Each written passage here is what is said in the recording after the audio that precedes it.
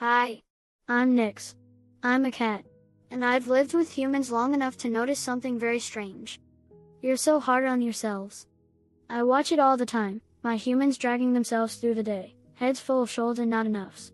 You skip meals, ignore your needs, and still call yourself lazy just because you didn't clean the dishes or return a message. But what if I told you? It's not laziness? What if there's something deeper happening? See, cats, we rest without guilt. We nap when we're tired. We ask for attention when we want it. But humans? You judge yourselves for every moment you slow down. You feel guilty for being tired. You feel shame for not being able to do it all.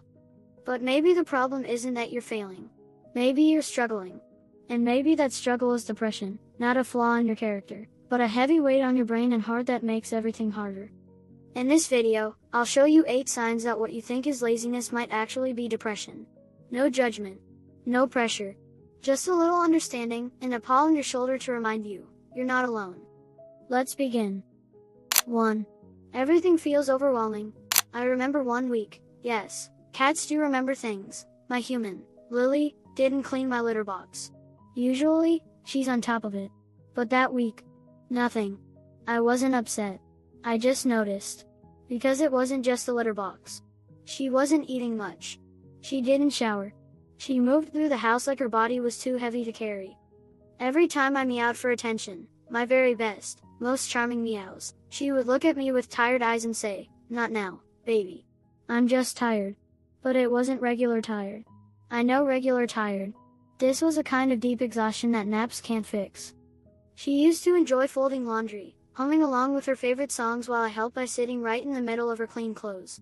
But even that, something as simple as folding a shirt, suddenly felt impossible for her.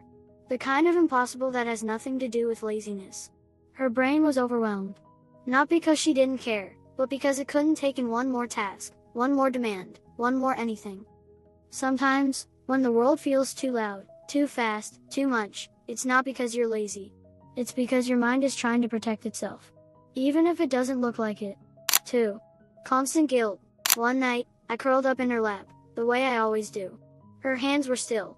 Her eyes looked far away. And then she whispered, almost like she didn't want me to hear, "I'm sorry, Nix. You deserve a better human." I blinked slowly and pressed into her chest. I didn't need anything more from her. Not clean dishes. Not a perfect to-do list. Just her heartbeat, her presence. That was enough for me. But I could feel it, the way guilt was living inside her, chewing at the edges of her spirit. She kept apologizing for things that didn't need apologies. For being tired. For not texting back. For forgetting something small. And no matter how much she tried, it never felt like enough to her. That's what depression does. It convinces you that you're failing, even when you're fighting every day just to get out of bed.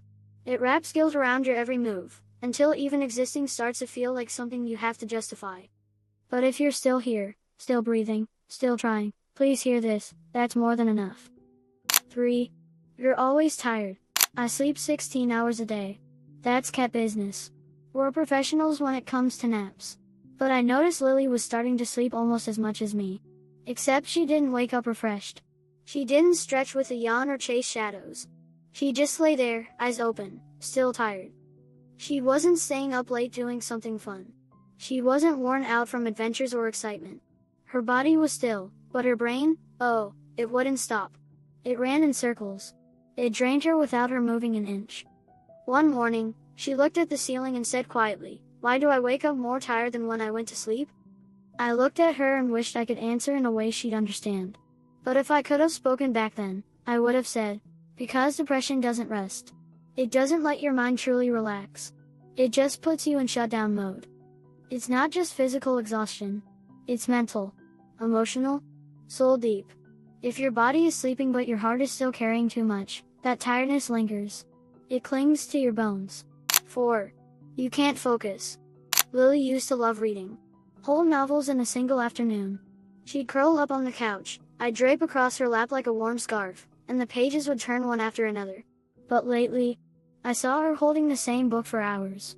Flipping back to the same sentence. Her eyes scanned the words, but they didn't stick.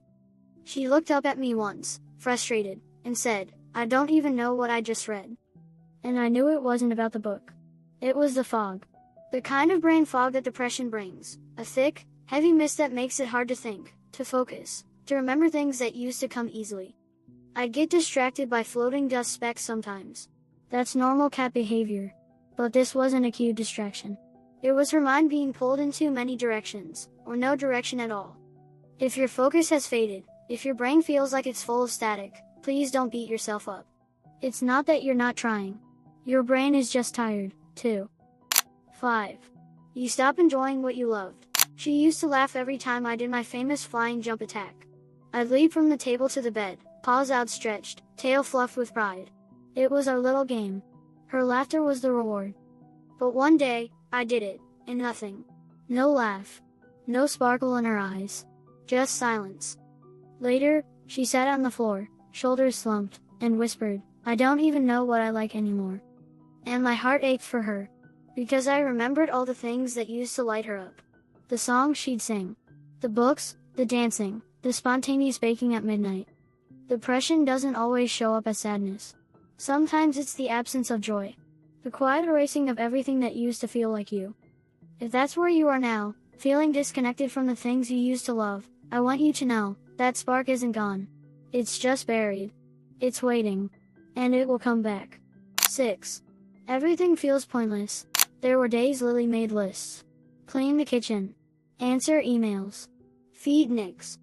She'd stare at the list for hours. And then do none of it. But she still fed me. Even on the worst days, she never forgot. And that meant more than she realized.